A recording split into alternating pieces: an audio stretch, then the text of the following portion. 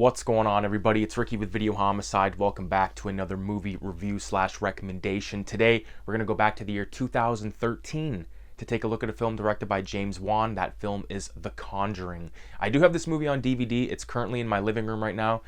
Recently, sort of for preparation for this next Conjuring film that's coming out, I believe in September. Me and my wife, we've been watching, Conjuring films and different old classics, because we kind of fell into this rut for a while where we were just watching shit that's either on Tubi, which there's good stuff on there, Disney Plus, again, there's good stuff on there, but there's a lot of bullshit. So the one night we were like, fuck it, let's watch Conjuring. So I fucking dusted it off, brought it out there, man, and I gotta say, The Conjuring 1, I sort of slept on, and when it first came out, I didn't have much, many good thoughts for those types of movies at that time.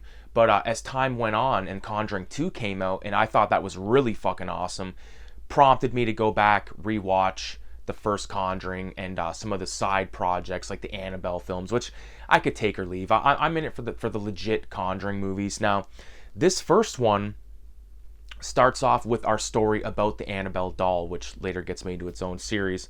And I like how we get introduced to Ed and Lorraine, who are these paranormal investigators that are actually based on real life people, which is interesting because there's some bonus features on the discs where you can watch different behind the scenes footage of bullshit documentaries and stuff about Ed and Lorraine, which is cool in its own right.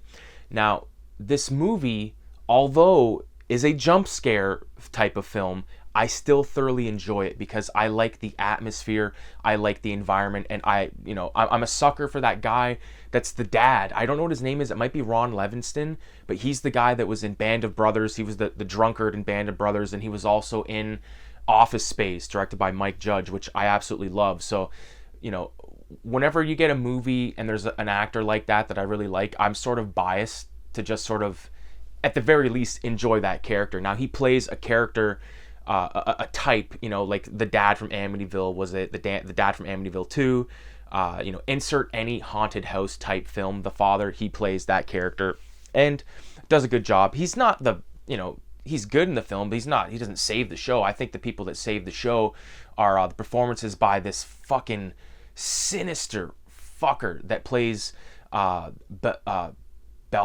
Bathsheba, who is the demon that is infiltrating this family. And you get to see the actual demon a few times in the film. Famously, there's that shot where the girl's looking in the the armoire, the storage for all the clothing, and the camera pans up and there's the fucking demon on top of it, and you get like the quick snap zoom in the face and all that stuff. And a few times later on, like when they're about to perform the exorcism on the wife, the mother of the family, you get a couple of really good shots where you just see like the shock on its face when I think it's Ed that says the demon's name. Really love that stuff, man. And besides the jump scares, besides some of the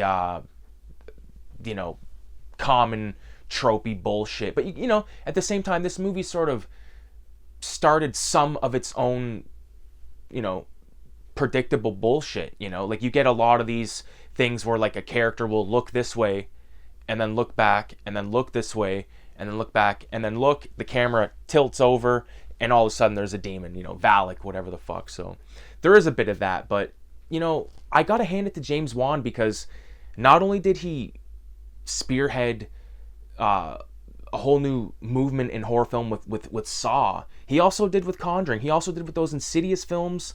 Me and my dad went and watched that movie he made, I believe it was right before COVID, I forget what it was called, but the movie where like the brother or whatever is on the back of her head controlling her mind and all that stuff. But regardless, he's made some good stuff. I believe he directed Death Sentence, which, let me see if I get fucking corrected here. James Wan did Death Sentence. This movie's better than all the Conjurings and all the Insidious and all that bullshit put together, and I stand by that. All right, I stand on that. Death Sentence, dude. I cannot fucking recommend that movie enough. But again, when I went onto the YouTube channel to sort of, because sometimes I forget if I made a video for a certain movie, so sometimes I go on there and I search it up. And funny enough, I've made a review about Conjuring 2 and Conjuring 3, so I had to touch on this. Again, I think it's pretty creepy and atmospheric and stuff, but I don't think that it holds me as tight as Conjuring 2, because I like sort of the mix up of demonic entities with the crooked man and the old man and Valak herself, and just the spookiness that takes over that little girl. You know, it's not the same as in Conjuring. I think Conjuring is a little more dark feeling in terms of like foreboding, like, you know, that foreboding eeriness going on, and especially when later on in the film when Lorraine says, when I first saw the demonic thing when I walked into your house, and it was like hovering over the couple, and then it was hovering over the kids, and it's like, fuck, it's hard to like to show that type of stuff, you know what I mean? Like, how do you know, show, if they just did like an Obi-Wan Kenobi fucking ghost behind the family, it's gonna not be as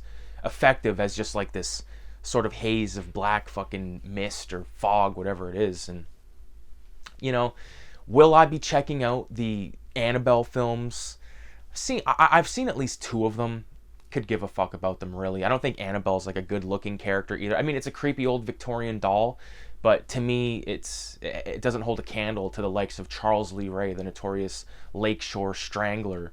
All right, and he does it like not even a fucking, like, for me, like, for it to be a creepy doll, like, it has to have like the, this is gonna sound totally fucked, but like, do you know if you like put your hair in rollers and it like makes like those curls? So if you get one of those dolls, like those old-timey dolls where its hair is like that and it's wearing like a little fucking sailor suit, you know, my grandma had a whole case full of all these fucked up dolls, and those were the ones that were scary. This one looks like it was made to be scary, Annabelle. No, I like it better. Like, Chucky looks like, you know, looks like a harmless thing, but then by the end of the film he's haggard and just totally fucked.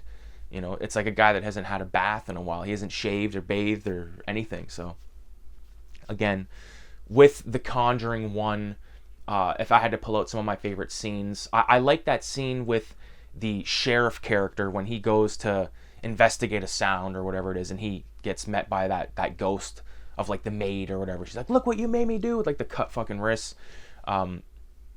Really like that moment. I know it's sort of like a hold your breath moment, wait for the jump scare kind of scene, and it does have that element to it, but it's still you know, a decent little thing there. One thing about this movie is, I don't know if it's intentional or not, but like the guy that plays Ed, I love the guy, I think he's great, but sometimes he's just too, like, I don't know if you would call it on the nose or just like a little tongue in cheek, but he'll be like, this is Ed, and I'm joined by my wife and this family, and we're gonna go downstairs because the door just opened on its own.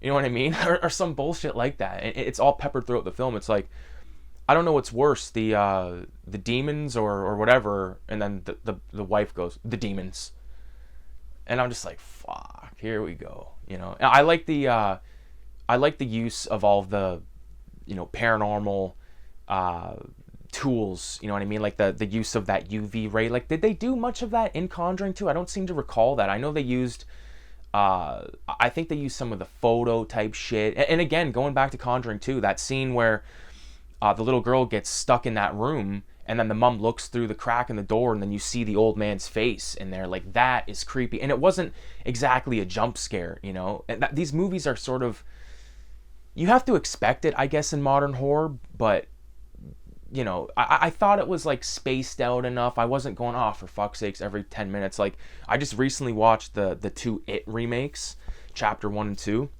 Way too many jump scares.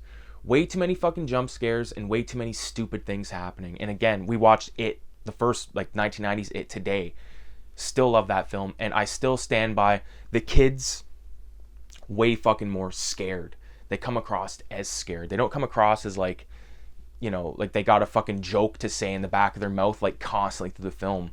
Regardless what you think about the jump scares in this film, I do recommend checking it out, especially if you want to get immersed in some sort of at least highly polished looking films with some really good film making techniques, lots of cool exploration with the camera, doing like this weird sort of like flipping of the camera and going into different rooms and stuff. So well done, James Wan. Thanks for watching the video. Make sure you leave a 666 in the comments, and with that being said, adios.